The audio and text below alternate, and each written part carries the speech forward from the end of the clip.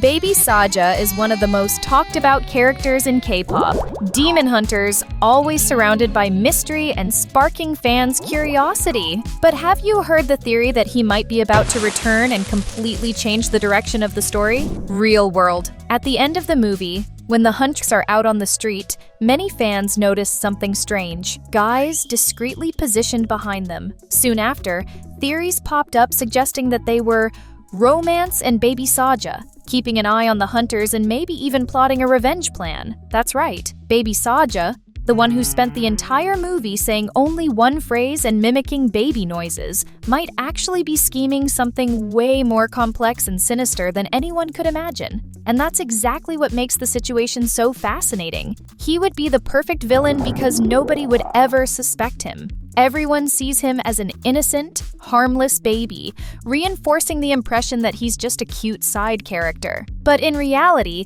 behind that angelic look and those childish pranks, there's someone watching, analyzing every move from the ranks and waiting for the perfect moment to strike. It's like he's playing chess, while everyone else still thinks they're playing checkers. The most impressive part is imagining that while all the other characters are busy worrying about open battles and direct confrontations, Baby Saja is working in the shadows. He watches, plans, manipulates, and builds a silent revenge, meticulously crafted. He's that type of villain you underestimate until the very last minute, only to realize later you were being manipulated the whole time. And it's exactly this contrast, adorable appearance versus Machiavellian mind, that makes him one of the most intriguing characters in the story. Don't waste time, come join us, because there's a brand new video already up.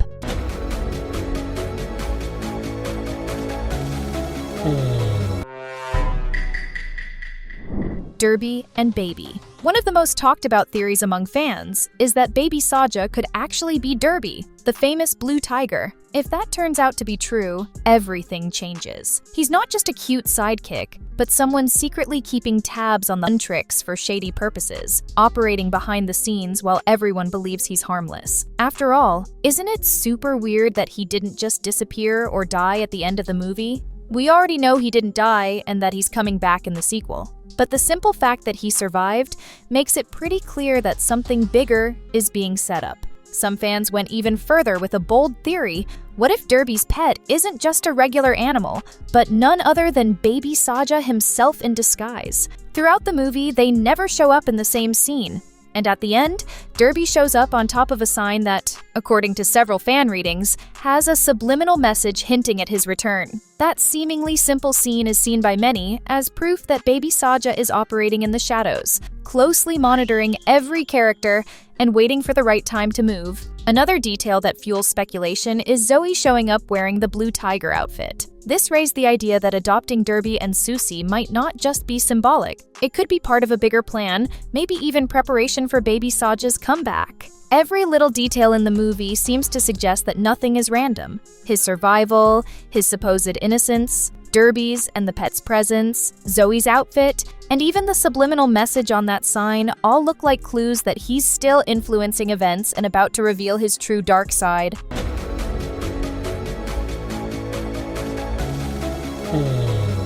He hates the huntress. If you're a fan and watch K-pop, Demon Hunters, you've probably noticed something curious about Baby Saja. He never really bothered to hide his dislike or sarcasm toward the huntress. Whenever he showed up, he didn't even need to say anything. A simple eye roll said it all. And when the hunters lost, like they did, he made that sarcastic face that clearly showed he wasn't impressed or happy with them. But here's the big question. Why did he act that way? Some fans believe he's actually the only one among all the Saja boys who was genuinely interested in the downfall of the hunters. Unlike the others, he wasn't charmed by their presence, keeping his own strategic position and just watching everything from a distance. This discreet behavior, full of subtle signals, suggests that Baby Saja is constantly calculating, analyzing the others' mistakes, and planning his next moves without anyone noticing. Every gesture, every mocking look, every tiny reaction works like a clue that he's plotting something bigger, something that's going to have a massive impact on the story. And it's precisely this subtlety that makes him such a dangerous villain. He looks like just a cute baby, a funny side character, but his strategic mind and refusal to be swayed show that he's ready to act when the time is right. When he finally reveals his plans, everyone will realize that underestimating baby Saja was the biggest mistake they could ever make. Because that same baby who looked sarcastic and indifferent was, in reality, observing, planning, and waiting for the perfect moment to flip the whole game upside down. Before we dive deeper into the theory about baby Saja's return, drop a comment down below. Derby! Half human? One of the most curious details in K-pop. Demon hunters that caught fans' attention happened during the final battle. Many noticed something strange about baby Saja's pupils compared to the other demons. While most had those typical, sharp, fully demonic pupils, baby Saja showed up with human pupils. For a lot of people, that's a huge clue that he might actually be half human, and this could be one of the big reveals coming in the next movie. There's even a theory, not super popular at first, but now gaining traction among the more observant fans. Baby Saja could be the result of a union between a demon father and a human mother. That mix would explain both his cute appearance and his strategic intelligence, as well as his ability to resist corruption more easily. And the most intriguing part is that this couldn't have just happened with Rumi or any other character we already know. It would be something unique, making baby Saja completely special in the movie's universe. The detail about the human pupils, which for many could go unnoticed,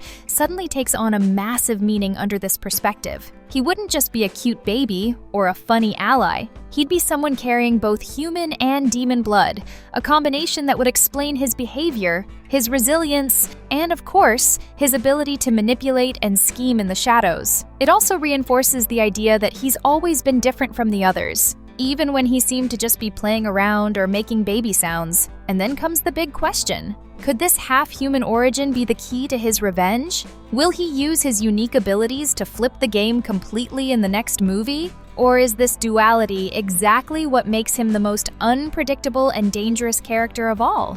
One thing's for sure, after noticing this detail in his pupils, no one can ever look at baby Saja the same way again. Chosen by Guimma. Another detail that didn't go unnoticed by fans happened during the song Your Idols. When he starts rapping, Guimma's flames grow more intense, stronger, almost as if they were responding to some kind of hidden energy. For many, that's no coincidence. It could be a clear sign that baby Saja is the villain's favorite. Some conspiracy-minded fans even suggest there might be some secret family tie or hidden bond between them. Others believe that, in reality, he earned that special attention simply by showing something the others didn't have: independence, strategic intelligence, and above all, the courage not to blindly side with the hunters. The movie drops subtle hints that the villain is always watching. One example is when Judo starts getting closer to Rumi. Immediately, he's called back to the underworld, cutting off any move that could slip out of the villain's control. That moment is revealing because it shows the villain noticed something crucial. Baby Saja was the only one who didn't automatically bow to the hunt's influence. If these hints turn out to be true, the continuation of K-pop, Demon Hunters, promises to be epic. Can you imagine baby Saja turning against the huntress this time? More powerful, with an even more strategic plan? That could mean the end for the hunters? Does he have powers we haven't seen yet? Subscribing and dropping a like is quick, and you won't miss any of the awesome content coming your way. SPY. At the end of K-pop, Demon Hunters, a lot of people thought baby Saja had left this world for some kind of spiritual tour. But hold on, take a breath. He didn't die. More observant fans noticed that during the final fight, Zoe is shown battling another mystery, while Mira is busy taking down Abby. All good so far. But then, out of nowhere, both baby Saja and Romance just vanish from the scene. And that's where the theories begin. Could it all be part of a secret plan? Many believe that when Judo went off script and protected Rumi, Guimma sent telepathic orders to the other Saja boys. And instead of rebelling, they obeyed calmly. The result? Baby Saja and Romance didn't die. They disappeared strategically. According to this theory, they're now part of a hidden resistance, waiting for the perfect moment to strike. Maybe they're infiltrated somewhere, soaking up negative energy to blow up the villains from the inside out. Or maybe they've become undercover spies, complete with disguises and secret missions. Tell me that doesn't sound like it fits. Now here's the big question. Where did they go? Are they trapped in another dimension? Off training new powers? Or hiding somewhere while putting together a brand new rebel boy band that will be trouble even for the villains? Villain. With the success of K-pop Demon Hunters, it's almost certain the movie will be getting a sequel soon. And get ready, because many believe that besides Guimma, who wasn't destroyed, another character might take over the spotlight as the main villain. Yes, we're talking about baby Saja. That whole cute and childish personality could just be a front. Behind the stylish hair, the painted nails in different colors, and the flashy accessories, there might be an extremely evil and selfish demon willing to do anything to secure his own benefits with the Demon King. This theory gets even stronger when you remember baby Saja's mysterious origins, something many fans still haven't noticed, but that makes total sense when you analyze his actions. If he really escaped at the end and is still under the villain's influence, then he could be plotting his silent revenge. Remember, baby Saja was at the height of his success, living the dream life of any idol. And even though he sometimes seemed distant or indifferent, it was obvious he cared. He tried so hard, painting his nails in different colors, wearing flashy accessories, and pushing himself to win competitions on TV shows. In other words, behind the cool attitude was a boy who was actually happy with the life he had. But then, the huntress came and destroyed everything. And that's exactly the moment the spark of revenge lit up.